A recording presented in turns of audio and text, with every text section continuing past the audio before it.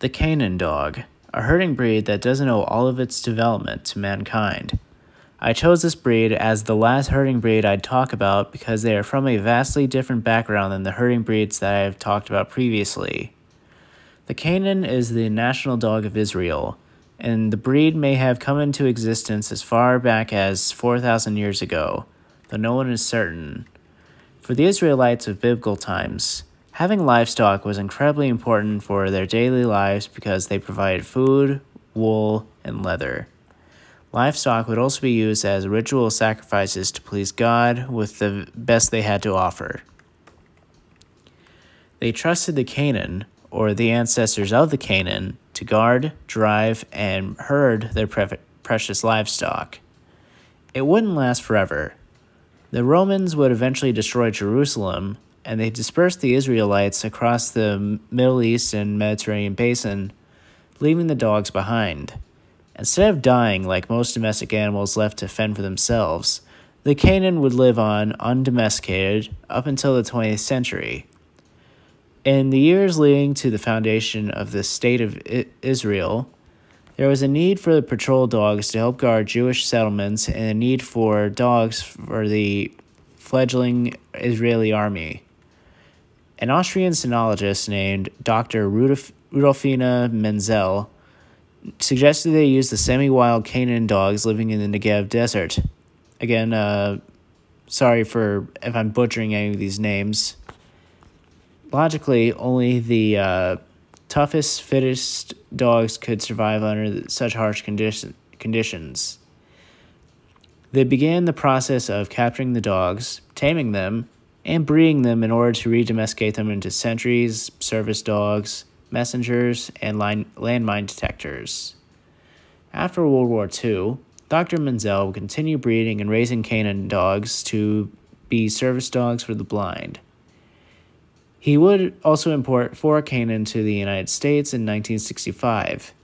These first 4 dogs were black and white, which is why so many in America today are in these colors. Later imports would introduce a variety of other colors.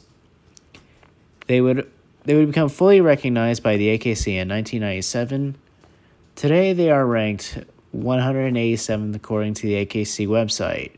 That's out of 200-ish breeds, so they aren't a very well-known breed. Though they are a little-known breed, the Canaan is allowed to compete in herding events. However, other breeds would probably be better to use in these kinds of competitions. Don't get me wrong, the Canaan is a great herder and worker. They simply do not possess the intense focus that other herding breeds like Border Collies have. They may end up being distracted by their surroundings. And if they see a sheep or other livestock animal that isn't part of their flock, they may head off and include it into their herd. An awareness of their surroundings is very useful in their native land, where any stranger could be an enemy. This, however, is very inconvenient to someone hoping to compete with their dog.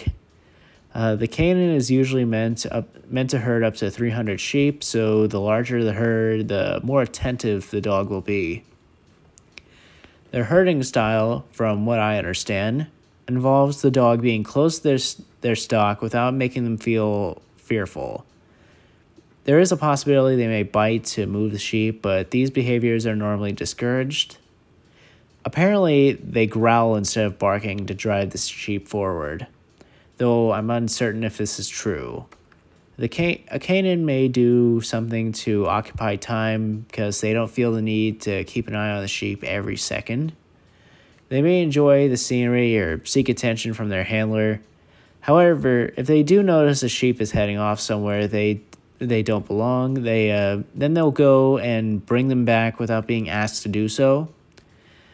It's like being good enough at your job that you're able to talk to coworkers or create little games to occupy the time without having it noticeably impede your work. Males are 20 to 24 inches at the withers and weigh 45 to 55 pounds. Females are 19 to 23 inches at the withers and weigh 35 to 45 pounds.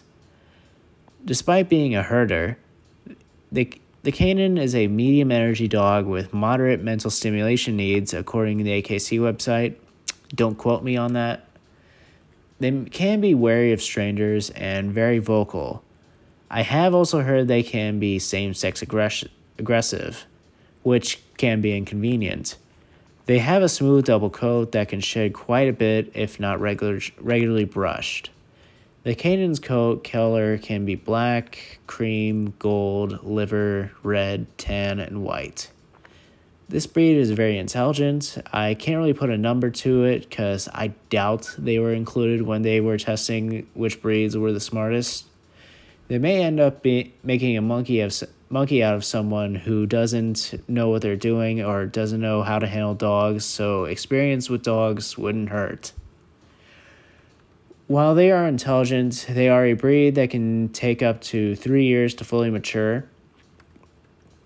The Canaan is a very healthy breed because for a good portion of their history, they were bred through natural selection when they were living in the desert. Bad breeders may produce dogs with common health concerns like hip dysplasia and eye issues, but for the most part, the Canaan has a life expectancy of 12 to 15 years. So would I consider bringing a Canaan into my home? Yes, I would. The only perceivable downside to me would be the same-sex aggression. That sounds rather annoying to have to deal with, depending how bad it really is. I've never had a dog with same-sex aggression, but it's something every dog has in varying levels. Guy, for instance, doesn't really care about what gender a dog is.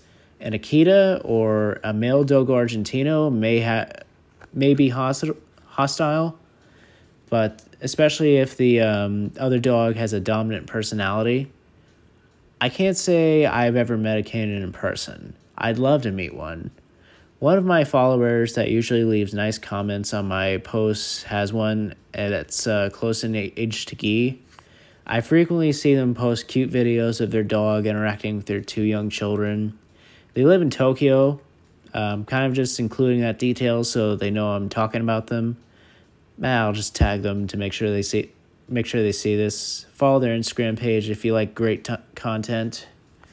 The Canaan is an intelligent breed created by natural selection that is aware of its surroundings and capable of acting without having been asked to do so.